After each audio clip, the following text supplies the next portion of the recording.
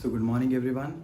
Today, we are going to start with our first chapter of term 2, subject as business studies, and the chapter name is sources of business finance. So, first of all, business finance क्या होता है? जैसे कि हमने अपने term 1 में पढ़ा था कि बिजनेस क्या होता है, बिजनेस की फॉर्म्स क्या होती हैं, हम कोई नया बिजनेस सेटअप कैसे कर सकते हैं. नाउ अब हम बिजनेस को आगे कंटिन्यू कैसे कर सकते हैं, हम वो चीज़ पढ़ेंगे. सो बिजनेस फाइनेंस का मतलब होता है money required for carrying out business activities. एक बिजनेस की जो हमारे पास एक्टिविटीज़ होती हैं, बिजनेस की एक्टिविटीज़ कैसे, जैसे कि sale of goods and services, ठीक है, और भी बहुत सारी इकोनॉमिक एंड नॉन इकोनॉमिक हमारे बिजनेस की एक्टिविटीज़ होती हैं जिसको सक्सेसफुली रन करने के लिए एक बिजनेस एंटरप्राइज को या एक बिजनेस फर्म को मनी की रिक्वायरमेंट होती है. ओके, सो वो पैसा कहाँ से आता है, ठीक है, और वो पैसा हम कैसे कैसे मैनेज कर सकते हैं. नेक्स्ट वन इज बिजनेस के लिए जो हमें पैसा चाहिए, दैट मीन्स बिजनेस फाइनेंस, उसकी हमारे पास दो तरह की रिक्वायरमेंट हो सकती है. या तो फिक्स्ड कैपिटल रिक्वायरमेंट होगी या होगी वर्किंग कैपिटल रिक्वायरमेंट. सो फिक्स्ड कैपिटल रिक्वायरमेंट का मतलब आपको पैसा चाहिए फिक्स्ड एसेट्स को बाय करने के लिए, ठीक है.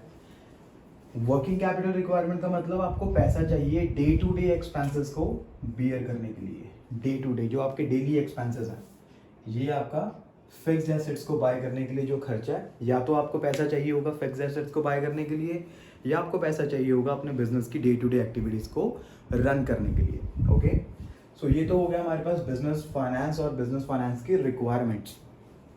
The next one is what are the various types of sources. अब हमारे पास दो तरह का सोर्सेज अवेलेबल है बिजनेस फाइनेंस के, मतलब कि पैसा बिजनेस में दो तरीके से आ सकता है. या तो वो होगा ऑनर्स फंड या वो होगा बोरड फंड्स. ऑनर्ड फंड्स का मतलब क्या होता है, मनी इन्वेस्टेड बाय ऑनर्स. जो पैसा बिजनेस में ऑनर्स इंट्रोड्यूस करते हैं उसको हम बोलते हैं ऑनर्स फंड्स. लेकिन जो पैसा थर्ड पार्टी बिजनेस को प्रोवाइड करती है, जैसे कि कोई बैंक हो गया, कोई कंपनी होगी, कोई ऑर्गेनाइजेशन होगी, ठीक है ना, सो थर्ड पार्टी फाइनेंस को हम बोलते हैं बोरड फाइनेंस या बोरड फंड्स. और जो पैसा ऑनर इन्वेस्ट करता है उसको हम बोलते हैं ऑनर्स फंड्स, ठीक है. सो ऑनर्स फंड्स के कौन कौन से टाइप्स हैं हमारे पास? Equity share capital, preference share capital, retained earnings, GDR, ADR, IDR, ठीक है. हम इस सब के बारे में इंडिविजुअली अभी पढ़ेंगे. बोरड फंड्स में आएगा हमारे पास debentures, loan from financial institutions, trade credit and inter corporate deposit. अब आपने क्या करना है, मेरे साथ साथ जो मैं आपको अभी सब कुछ समझाऊंगा ये टाइप्स, ठीक है ना, इस चैप्टर में हमारे पास सिर्फ यही चीज़ इंपॉर्टेंट है. तो इन टाइप्स के आपको साथ साथ नोट्स बनाने हैं, ठीक है. सो देखो मैं आपको स्टार्ट करवा रहा हूँ यहाँ से.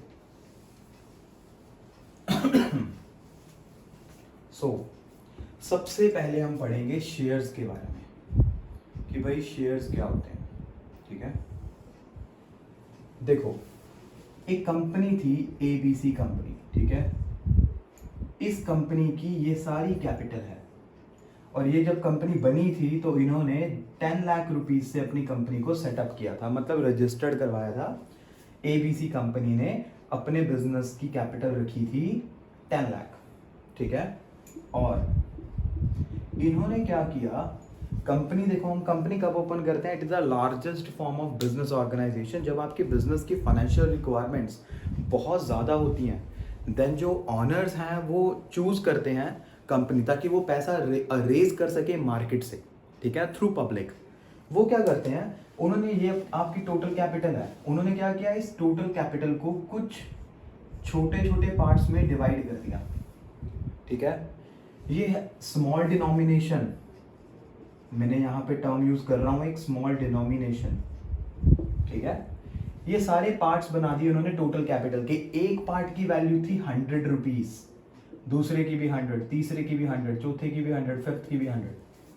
इसका मतलब अगर मैं कंपनी के 5 पार्ट्स परचेज करूंगा, कैपिटल के 5 पार्ट्स, तो मुझे 500 रुपीज पे करने पड़ेंगे, ठीक है. सो शेयर्स का मतलब, शेयर कैपिटल का मतलब क्या होता है, first of all total capital of a company is known as share capital, ठीक है। अब हमारे पास कंपनी की कैपिटल कितनी थी 10 लाख, तो ये क्या है हमारे पास शेयर कैपिटल, ठीक है। सो 10 लाख के शेयर्स थे डिवाइडेड बाय हर एक शेयर की वैल्यू कितनी है 100, तो भाई हमारे पास नंबर ऑफ शेयर्स कितने आ गए 10,000। इसका मतलब कंपनी ने अपनी टोटल कैपिटल के 10,000 पीसेस कर दिए। अब वो जो शेयर्स हैं, वो जो पार्ट्स हैं 10,000, उसको एक एक करके वो मार्केट में बेचेंगे, बदले में उनको पैसा मिलेगा। सो इसको हम बोलते हैं शेयर कैपिटल। अच्छा, जो सोल प्रोप्राइटरशिप हमने सेकंड चैप्टर में पढ़ा था फॉर्म्स ऑफ बिजनेस ऑर्गेनाइजेशन, उसमें हमने पहली टाइप पढ़ी थी सोल ट्रेडरशिप या फिर सोल प्रोप्राइटरशिप। तो जब सोल प्रोप्राइटर अपने बिजनेस में कैपिटल इन्वेस्ट करता है, अपने बिजनेस में मनी इन्वेस्ट करता है, उसको हम बोलते हैं कैपिटल, ठीक है। जब HUF की बात करते हैं हम, हिंदू अनडिवाइडेड फैमिली, उसमें भी जो पैसा इन्वेस्ट करते हैं उसको भी हम कैपिटल बोलते हैं, ठीक है। सिमिलरली जब कुछ कंपनी के ऑनर्स अपने कंपनी में पैसा इन्वेस्ट करते हैं, उस पैसे को हम बोलते हैं शेयर कैपिटल, ठीक है। So it refers to a small denomination of a capital into which our total capital is being divided. So share capital का मतलब total capital of a company. सो ये आपको ये शेयर कैपिटल का कंसेप्ट समझ लगा। नाउ ये शेयर्स हमारे पास कितने तरह के होते हैं? ये शेयर्स होते हैं हमारे पास दो तरह के, इक्विटी एंड प्रेफरेंस, ठीक है। देखो मैं आपको दोनों इकट्ठे करवा रहा हूं क्योंकि इन दोनों का डिफरेंस मोस्ट इंपॉर्टेंट है, ठीक है। सो देखो, फर्स्ट डिफरेंस इक्विटी और प्रेफरेंस शेयर्स में, they have voting rights, no voting rights. इसका मतलब जो पर्सन्स इक्विटी शेयर्स में पैसा इन्वेस्ट करते हैं उनको वोटिंग राइट्स अवेलेबल हैं, जो पर्सन्स प्रेफरेंस में पैसा इन्वेस्ट करेंगे उनको वोटिंग राइट्स अवेलेबल नहीं है। अब वोटिंग राइट्स क्या होता है? जैसे कि कंपनी ने कोई इंपॉर्टेंट डिसीजन लेना है, ठीक है ना। सो डिसीजन मेकिंग पावर इनके पास होती है, इनके पास नहीं होती। सो कंपनी को ये लोग अपनी एडवाइस दे सकते हैं, लेकिन ये लोग किसी भी तरह से डिसीजन मेकिंग पावर में नहीं इंटरफेयर कर सकते। तो ये जो था हमारे पास फर्स्ट डिफरेंस, ठीक है। सेकंड, जब हमारी कंपनी खत्म होती है उसको हम बोलते हैं वाइंडिंग अप। जब हम अपनी कंपनी स्टार्ट को हम बोलते हैं formation of a company. Similarly जब हम अपनी कंपनी बंद करेंगे उसको हम बोलते हैं वाइंडिंग अप। अब देखो, मेरा सोल प्रोप्राइटरशिप का बिजनेस था, ठीक है। मैंने अपने सप्लायर से 10,000 की गुड्स बोरो की हुई थी, ठीक है, और मैंने बैंक से लोन लिया हुआ था 1 लाख रुपीज़ का। लेकिन मेरा बिजनेस इतना ज़्यादा नहीं चला, तो ड्यूरिंग दिस पीरियड मुझे अपना बिजनेस क्लोज करना पड़ा। सो जब मैं अपना बिजनेस क्लोज करूँगा, ठीक है, ध्यान से सुनना, जब मैं अपना बिजनेस क्लोज करूँगा तो उस टाइम क्या बैंक मुझे ये चीज़ बोलेगा कि भाई तूने तो बिजनेस के लिए लोन लिया था, तेरा बिजनेस तो बंद हो गया, तो अब तुझे हमें लोन पे करने की ज़रूरत नहीं है? क्या ऐसा बोलेगा? नहीं। सिमिलरली जिस सप्लायर से मैंने 10,000 की गुड्स बोरो की थी, क्या वो बंदा मेरे को 10,000 रुपीज़ छोड़ देगा? नहीं। इसका मतलब जब हम बिजनेस एंड करेंगे, ख़त्म करेंगे, वो बिजनेस तब तक कंप्लीटली ख़त्म नहीं हो सकता जब तक ऑनर अपनी बिजनेस की लायबिलिटीज़ को पे ऑफ नहीं करता। ओके, सो इसका मतलब जब हमारी कंपनी ख़त्म होती है, अब यहाँ पे क्या होता है कि भाई एक ABC कंपनी थी, ठीक है, एक थे हमारे पास इक्विटी शेयर होल्डर्स, एक थे हमारे पास preference share holders. Equity share holders ने बिजनेस में पैसा लगाया 10 लाख, इन्होंने पैसा लगाया 5 लाख, ठीक है। तो इन दोनों ने एज अ लोन कंपनी को 15 लाख रुपए दिया। लेकिन जब बिजनेस खत्म होगा, जब कंपनी खत्म होगी, तो कंपनी को इनका पैसा वापस भी करना पड़ेगा, ठीक है। सो यहां पे मैं लिखूंगा on winding up, preference share holders may get priority of payment। जब हमारा बिजनेस खत्म होगा तो इन दोनों से पहले, ठीक है, मतलब इन दोनों में से सबसे पहले पेमेंट मिलेगी इनको। उसके बाद जितना भी पैसा बचेगा वो जाएगा इक्विटी शेयर होल्डर्स को, ठीक है। चाहे अब देखो यहाँ पे पहले सबसे पहले इन्होंने 5 लाख रुपया इनको दे दिया। अब 5 लाख के बाद कंपनी के पास बचा 8 लाख, वो भी किसका होगा? इनका। ये क्लेम नहीं कर सकते कि भाई हमें 2 लाख कम क्यों मिले हैं। सिमिलरली अगर पैसा ज़्यादा बचता तब भी ये पैसा किसका होता, इक्विटी शेयर होल्डर्स का, ठीक है। सो यहाँ पे सेकेंड पॉइंट आ गया हमारे पास, they do not get any preference. इनको वाइंडिंग अप के दौरान प्रेफरेंस मिलती है, इसी करके इसका नाम क्या डाला, प्रेफरेंस शेयर्स, ठीक है। Now the next, they get a fixed rate of income that is dividend, ठीक है। हर साल इनकी एक परसेंटेज फिक्स्ड होती है, जैसे कि सपोज करो 8% प्रेफरेंस शेयर्स। तो भाई अगर मैंने इस कंपनी में 1 लाख रुपए के प्रेफरेंस शेयर्स बाय किए हैं तो 1 लाख रुपए में 8% मुझे इनकम मिलेगी हर साल, और उस इनकम को हम क्या बोलते हैं, डिविडेंड, ठीक है। यहाँ पे नो फिक्स्ड इनकम, इनको फिक्स्ड इनकम नहीं मिलती, जितना भी पैसा बचेगा वो सारे का सारा इक्विटी शेयर होल्डर्स का होगा, ठीक है। लास्ट वन, इनके बहुत सारे टाइप्स हैं, टाइप्स ऑफ प्रेफरेंस शेयर्स, जैसे कि convertible, non convertible preference shares, ठीक है, cumulative, non cumulative preference shares, ठीक है, participating, non participating preference shares, ठीक है। प्रेफरेंस शेयर्स के बहुत सारे टाइप्स होते हैं, लेकिन ऐसा कोई भी टाइप इक्विटी शेयर होल्डर्स का नहीं होता, no types of equity shares, ठीक है। सो ये मैंने आपको कुछ इंपॉर्टेंट चीज़ें बता दी हैं इन दोनों के बारे में, बुक में आपके पास और भी ज़्यादा डिटेल में दिया हुआ है, ठीक है। सो ये कुछ बेसिक्स पॉइंट्स हैं जिनके बेसिस पे हम इन दोनों को क्लासीफाई करते हैं, डिफ्रेंशिएट करते हैं, okay. Now coming up to the third, that is retained earnings. अब रिटेन्ड अर्निंग्स क्या होता है हम देखते हैं। देखो नाम है हमारे पास रिटेन्ड अर्निंग्स, बहुत इजी पॉइंट है। देखो मैं बिजनेस रन कर रहा था, तो ड्यूरिंग द ईयर मेरे को 2 लाख रुपीज़ का प्रॉफिट हुआ, ठीक है। तो इसमें अब क्या होगा, या तो वो 2 लाख का 2 लाख मैं अपने घर ले जाऊं, या होगा कि भाई फ्यूचर में आने वाले टाइम में 2-3 महीने में मेरे बिजनेस को अगर किसी तरह की पैसे की इमरजेंसी पड़ी तो मैं पैसा लेने कहाँ से जाऊँगा। तो इसका मतलब यहाँ पे क्या करते हैं, जो बिजनेसमैन होते हैं वो अपने प्रॉफिट का कुछ हिस्सा अपने बिजनेस में ही मेंटेन करके रखते हैं एज अ रिजर्व, ताकि वो आने वाले टाइम में उसको यूज़ कर सके, ठीक है। सो इसका मतलब money left after all expenses including tax, जो पैसा हर एक्सपेंस को बियर करने के बाद, प्रॉफिट वही होता है, अपने सारे खर्चे निकाल के हमें कितने का प्रॉफिट बचा, ठीक है ना। सो उसको हम बोलते हैं profit, and that part of profit which is left, which is maintained by the owners as reserves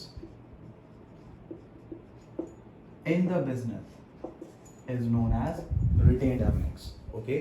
सो भाई अपने प्रॉफिट का वो हिस्सा जो ऑनर्स अपने खुद के पास मेंटेन करके रखते हैं इन द बिजनेस, ताकि वो अपने किसी भी फ्यूचर इवेंट को बियर कर सकें इजली। अगर मान लो कि भाई मेरे बिजनेस का एसी ख़राब हो गया, ठीक है, तो भाई सडनली मैं 40,000 कहाँ से लेके आऊँगा। अगर मेरे पास रिटेन्ड अर्निंग्स पड़ी होंगी तो मैं यहाँ से अपना पैसा यूटिलाइज कर सकता हूँ, okay. And the last one of honours funds is ADR, GDR and IDR। ये बहुत इंपॉर्टेंट टर्म्स है हमारे पास। देखो हमारे पास ना जैसे नॉर्मली बैंक्स होते हैं वैसे ही डिपॉजिटरी बैंक्स भी होते हैं। ये डिपॉजिटरी बैंक्स का रोल क्या होता है, जैसे मान लो मेरे पास मेरी कंपनी के शेयर्स पड़े थे 10,000, ठीक है, 10,000 शेयर्स की कीमत थी 10 लाख रुपीज़। सो भाई मेरे को पैसा चाहिए, लेकिन वो मेरे कंपनी के शेयर्स मार्केट में कोई भी खरीद नहीं रहा, तो मैं क्या करूँगा, अपने शेयर्स को डिपॉजिटरी बैंक में जाके डिपॉजिट करवा दूँगा, ठीक है। देखो डिपॉजिटरी बैंक, अगर कोई एनी कंट्री एक्सेप्ट यूएसए की कंपनी को छोड़ के और किसी भी देश की कोई कंपनी होगी, when they deposit shares into depository banks, और डिपॉजिटरी बैंक इनको एक रिसिप्ट इशू करेगा। जैसे हम बैंक में अपना पैसा डिपॉजिट करवाने जाते हैं, बैंक वाले हमें एक रिसिप्ट देते हैं ना, वो रिसिप्ट क्या होती है? एक तरह की एक्नॉलेजमेंट कि हमने अपने बैंक में इतना पैसा डिपॉजिट करवाया, ठीक है। अब जो ये रिसिप्ट मिली और ये जो कंपनी है, ठीक है, कोई भी देश की कंपनी, बस यूएसए की नहीं होनी चाहिए, ठीक है। अगर वो रिसिप्ट किसी भी देश की कंपनी को मिली है इन टर्म्स ऑफ डॉलर्स, तो उसको हम बोलते हैं GDR, ग्लोबल डिपॉजिटरी रिसिप्ट्स, ठीक है। बुक में थोड़ी सी लैंग्वेज डिफिकल्ट है, ठीक है, सो मैं आपको ये एक इजीएस्ट वे बता रहा हूँ। सिमिलरली जब कोई any company of USA only, ठीक है, अमेरिका की किसी भी कंपनी ने अपने शेयर्स डिपॉजिट करवाए और बदले में डिपॉजिटरी बैंक्स ने इनको एक रिसिप्ट इशू करके दी, ठीक है, और उस रिसिप्ट को हम क्या बोलते हैं? ADR, अमेरिकन डिपॉजिटरी रिसिप्ट, ठीक है। द लास्ट वन इज, अब कोई भी एनी इंडियन कंपनी जब अपने शेयर्स डिपॉजिट करवाएगी और बदले में इनको एक रिसिप्ट इशू होगी, उसको हम बोलते हैं IDR, इंडियन डिपॉजिटरी रिसिप्ट्स। अब कंपनी इस रिसिप्ट का क्या करती है? जैसे कि मान लो किसी कंपनी ने किसी बैंक के पैसे देने थे, ठीक है, मान लो अमेरिका की कोई कंपनी थी, उसने वर्ल्ड बैंक के पैसे देने थे, ठीक है। सो भाई वर्ल्ड बैंक अब क्या करेगा? वर्ल्ड बैंक शेयर्स तो रिसीव करेगा नहीं, ठीक है ना। तो उन्होंने क्या किया, ये रिसिप्ट जाके वर्ल्ड बैंक को दे दी। तो अब वर्ल्ड बैंक क्या करेगा? इसी रिसिप्ट को मार्केट में जाके बेच के अपना पैसा रिकवर कर लेगा। तो इसको, ये जो हमारे पास इंस्ट्रूमेंट्स हैं, ये इंस्ट्रूमेंट्स हम यूज़ करते हैं बेसिकली पेमेंट्स करने के लिए, ठीक है। GDR, ADR and IDR। अब आपको इसके ऊपर एक केस स्टडी आ सकती है, मैं आपको वर्कशीट में प्रोवाइड करूंगा। एक पैराग्राफ होगा, उसमें आपको आइडेंटिफाई करना होगा कहाँ पे हम IDR यूज़ कर रहे हैं, कहाँ पे हम ADR यूज़ कर रहे हैं, कहाँ पे हम GDR यूज़ करेंगे। Okay, so this is all about honours funds. Now let's start with borrowed funds.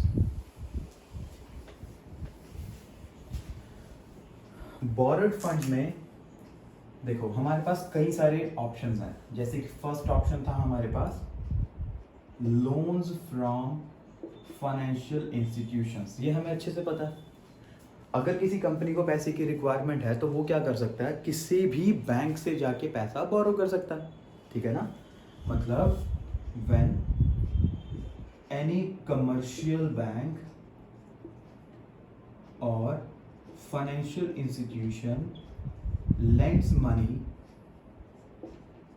to a company and charge ROI, rate of interest from them, then it is a source of borrowed funds।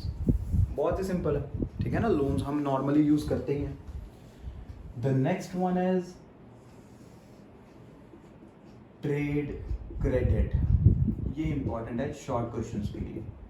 अब trade credit का use हम कब कर सकते हैं? सिर्फ और सिर्फ purchase of goods and services on credit. मान लो रिलायंस ने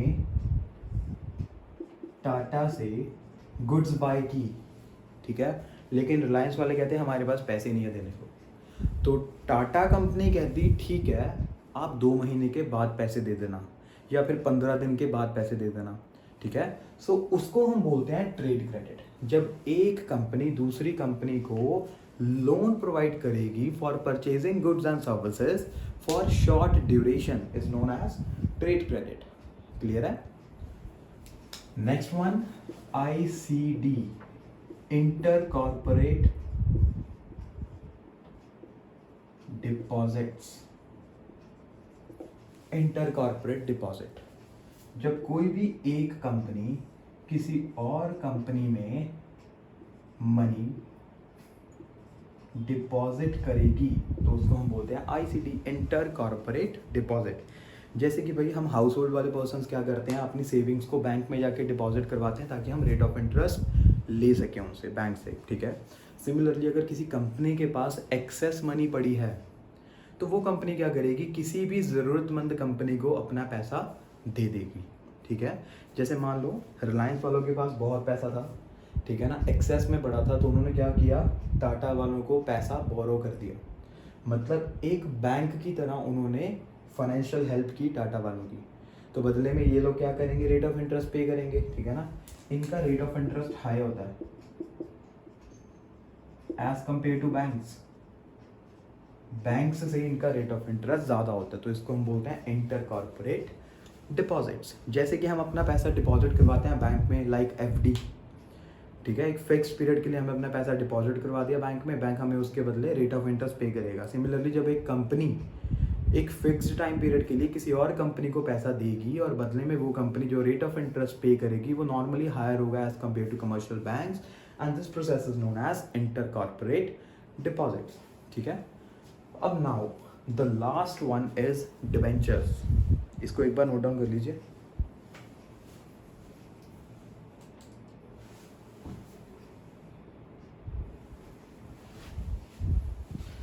So the last one is debentures.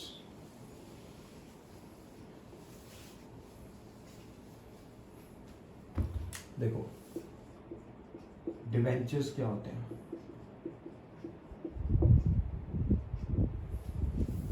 an acknowledgement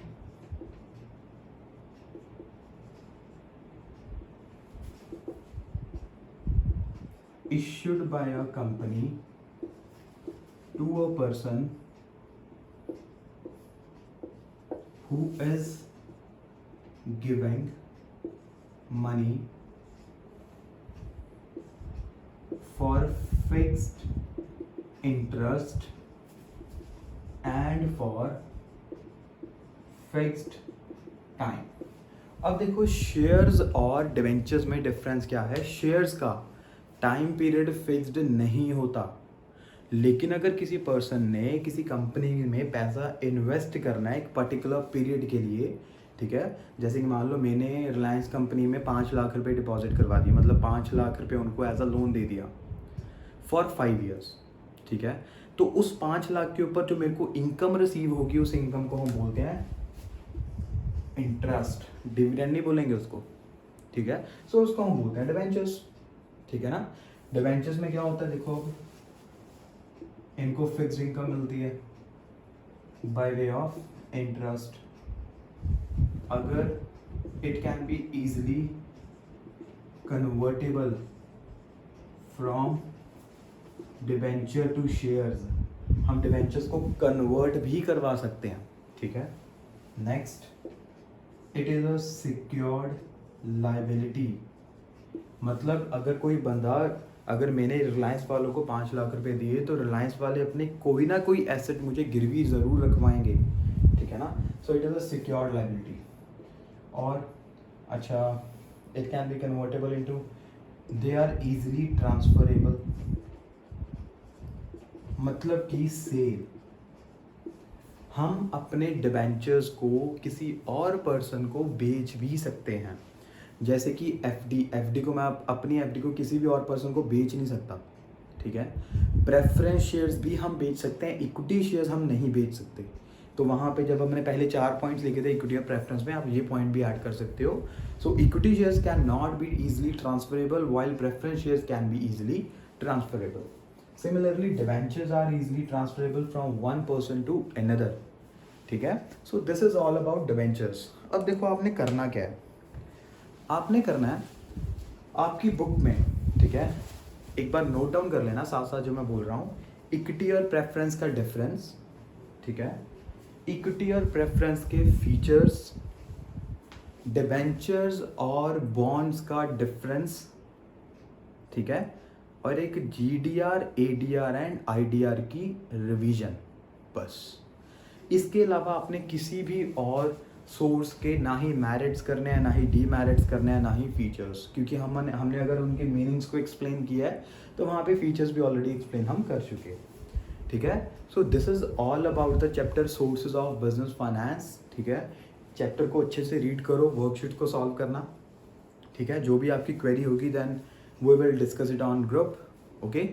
सो बच्चों, see you in the next class, take care.